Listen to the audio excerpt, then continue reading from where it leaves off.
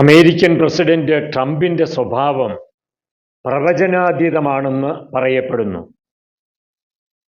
അദ്ദേഹം എന്താണ് പറയുക, എങ്ങനെയാണ് പ്രവർത്തിക്കുക എന്ന് മുൻകൂർ നിശ്ചയിക്കുക എളുപ്പമല്ല. കഴിഞ്ഞ ദിവസം വൈറ്റ് ഹൗസിലെ ഓവൽ ഓഫീസിൽ സംഭവിച്ചത് അതുതന്നെയാണ്. പ്രസിഡന്റ് ട്രംപും വൈസ് പ്രസിഡന്റ് വി.ഡി. വാൻസും യുക്രൈൻ പ്രസിഡന്റ് സെലൻസ്കിയുമായി ചർച്ച നടത്തി. ആ ചർച്ച രണ്ട് രാഷ്ട്രങ്ങളുടെ തലവന്മാർ തമ്മിലുള്ളതായിരുന്നുവെങ്കിലും മുന്നൊരുക്കങ്ങളൊന്നും കൂടാതെ നടന്നതാണ്. മുന്നൊരുക്കം എന്നതുകൊണ്ട് ഉദ്ദേശിക്കുന്നത് ഉദ്യോഗസ്ഥ തലത്തിലും നയതന്ത്ര വിദഗ്ധരുടെ മേൽനോട്ടത്തിലുമെല്ലാം നടക്കുന്ന ചർച്ചകളാണ്. അത്തരത്തിലുള്ള ചർച്ചകളുടെ അവസാനമാണ് രാഷ്ട്രതലവന്മാർ ആ വിഷയങ്ങളെ സംബന്ധിക്കുന്ന അന്തിമമായ തീരുമാനങ്ങളിലേക്ക് എത്തുന്നത്. ഇവിടെ പക്ഷേ അത്തരത്തിലുള്ള ചർച്ചകൾ നടന്നിരുന്നില്ല എന്നാണ് റിപ്പോർട്ടുകൾ. അമേരിക്കൻ നേതാക്കന്മാരും യുക്രൈൻ പ്രസിഡന്റ് സെലൻസ്കിയുമായിട്ട് ചർച്ച നടക്കുകയുണ്ടായി. ചർച്ചയുടെ പ്രധാനപ്പെട്ട ലക്ഷ്യം അമേരിക്കയെ സംബന്ധിച്ചിടത്തോളം യുദ്ധം അവസാനിപ്പിക്കുക, യുക്രൈനെ സംബന്ധിച്ചിടത്തോളം അവർക്ക് നാറ്റോയിൽ അംഗത്വം ലഭിക്കുക എന്നുള്ളതായിരുന്നു. താൻ അധികാരത്തിലെത്തിയാൽ ദിവസങ്ങൾക്കുള്ളിൽ യുദ്ധം അവസാനിപ്പിക്കുമെന്ന് അദ്ദേഹം പ്രചരണ വേദികളിൽ പരസ്യമായി പറഞ്ഞിട്ടുള്ള കാര്യമാണ്. താൻ പറഞ്ഞിട്ടുള്ളതെല്ലാം നടപ്പിലാക്കുന്ന കാര്യത്തിൽ അങ്ങേയറ്റം ശ്രദ്ധാലുവാണ് പ്രസിഡന്റ് ട്രംപ്. അതിൻ്റെ ഭാഗമായി കൂടിയാണ് സെലൻസ്കിയുമായി ട്രംപും വൈസ് പ്രസിഡന്റ് വാൻസും ചർച്ചയിൽ ഏർപ്പെട്ടത്.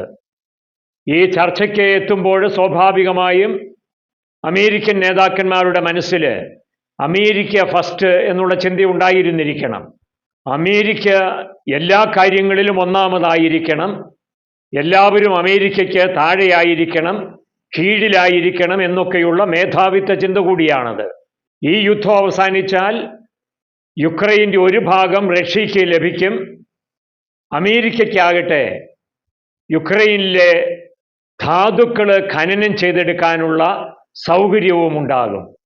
ഇതുമാത്രമല്ല, സെലൻസ്കിയെ പോലെയുള്ള നേതാക്കന്മാരുടെ ചെറുത്തുനിൽപ്പിൻ്റെ രാഷ്ട്രീയം അവസാനിപ്പിക്കാനും കഴിയും. ഇങ്ങനെയുള്ള മനസ്സോടുകൂടിയായിരുന്നിരിക്കണം അമേരിക്കൻ നേതാക്കന്മാർ സെലൻസ്കിയുമായി സംസാരിച്ചത്.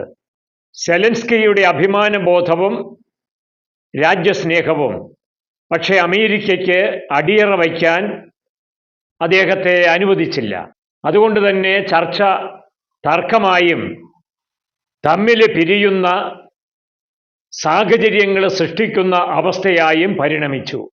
സെലൻസ്കി പിണങ്ങിപ്പോയതാണെന്നും അല്ല, സെലൻസ്കിയോട് വൈറ്റ് ഹൗസ് വിട്ടുപോകാൻ ആവശ്യപ്പെട്ടതിൻ്റെ അടിസ്ഥാനത്തിൽ അദ്ദേഹം അവിടം വിട്ടു പോയതാണ് എന്നും രണ്ടു തരത്തിലുള്ള റിപ്പോർട്ടുകളുണ്ട്. എന്തായാലും ഒരു കാര്യം ഉറപ്പാണ്, സന്തോഷത്തിലല്ല രണ്ടുപേരും പിരിഞ്ഞത്.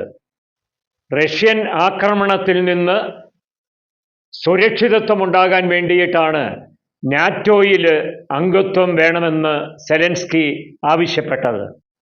സെലൻസ്കിയുടെ ആവശ്യത്തെ സ്വാഭാവികമായും റഷ്യ എതിർക്കും. അമേരിക്ക കൂടി എതിർത്താൽ നാറ്റോയിൽ അംഗത്വം ലഭിക്കുക എളുപ്പമല്ല. കാരണം നാറ്റോയ്ക്ക് ലഭിക്കുന്ന ഫണ്ടിൽ 22% അമേരിക്കയിൽ നിന്നാണ്.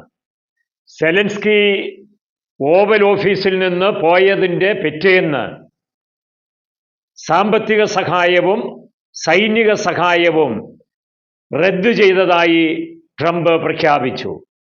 അമേരിക്കയുടെ സാമ്പത്തിക സഹായവും സൈനിക സേവനവും ലഭിക്കാതെ സെലൻസ്കിക്ക് റഷ്യയോട് പൊരുതി നിൽക്കുവാൻ സാധ്യമല്ല. നാറ്റോയ്ക്കുള്ള ഫണ്ട് കൂടി അമേരിക്ക അവസാനിപ്പിച്ചാൽ യൂറോപ്യൻ യൂണിയനും സെലൻസ്കിയെ സംരക്ഷിക്കുക ബുദ്ധിമുട്ടുള്ള കാര്യമായി തീരും. ഓവൽ ഓഫീസിലെ കൂടിക്കാഴ്ചയും ഇറങ്ങിപ്പോക്കും ലോകമാധ്യമങ്ങളുടെ പ്രധാനപ്പെട്ട വാർത്തയായി മാറി. അമേരിക്കൻ വിരോധികളും അമേരിക്കൻ മേധാവിത്വത്തെ അംഗീകരിക്കാൻ മടിക്കുന്നവരും സ്വാഭാവികമായും ട്രംപിനെതിരെ രംഗത്തു വന്നു. സെലൻസ്കിയെ ധീരനായും വീരപുത്രനായും മാധ്യമങ്ങൾ അവതരിപ്പിച്ചു. അദ്ദേഹം യൂറോപ്യൻ നേതാക്കന്മാരുടെ ഇടയിലേക്ക് ചെന്നപ്പോൾ വലിയ സ്വീകരണമാണ് അദ്ദേഹത്തിന് ലഭിച്ചത്. എങ്കിലും അമേരിക്ക ഇടഞ്ഞു നിന്നാൽ യൂറോപ്യൻ രാജ്യങ്ങൾക്ക് സെലൻസ്കിയെ എത്രത്തോളം സഹായിക്കാനും സംരക്ഷിക്കാനും കഴിയുമെന്ന് ഉറപ്പില്ല. സെലൻസ്കി പരസ്യമായി മാപ്പ് പറയുകയും അവര് ഒപ്പിടാൻ ഉദ്ദേശിച്ചിരുന്ന കരാറിൽ ഒപ്പിടാൻ സന്നദ്ധത കാണിക്കുകയും ചെയ്താൽ സെലൻസ്കിയെ സൈനികമായും സാമ്പത്തികമായും സഹായിക്കാൻ സന്നദ്ധമാണ് എന്ന് ട്രംപ് പിന്നീട് പറയുകയുണ്ടായി. അതിനോടുള്ള സെലൻസ്കിയുടെ പ്രതികരണം ഇനിയും ഉണ്ടാകേണ്ടിയിരിക്കുന്നു. ഏതായാലും ഒരു കാര്യം തീർച്ച, സെലൻസ്കിക്ക് റഷ്യയെ യുദ്ധത്തിൽ തോൽപ്പിക്കുക എളുപ്പമല്ല. സെലൻസ്കിയോടുള്ള അമേരിക്കയുടെ സമീപനം ലോകത്തിനുള്ള ഒരു മുന്നറിയിപ്പായി കൂടി കരുതാവുന്നതാണ്. തങ്ങളെ വെല്ലുവിളിക്കുകയോ കീഴ്പ്പെടാതിരിക്കുകയോ ചെയ്യുന്നവർക്കുള്ള വെല്ലുവിളി അത് സാമ്പത്തിക ഉപരോധത്തിൻ്റെയൊക്കെ രൂപത്തിലുള്ളതായിരിക്കും. നമുക്ക് വേണ്ടത് വെല്ലുവിളിയല്ല, സഹകരണമാണ്, ഐക്യമാണ്, ലോക സമാധാനമാണ്. അതിന് അമേരിക്കയും മറ്റ് ലോക നേതാക്കന്മാരും ശ്രമിക്കുമെന്ന് നമുക്ക് പ്രത്യാശിക്കാം.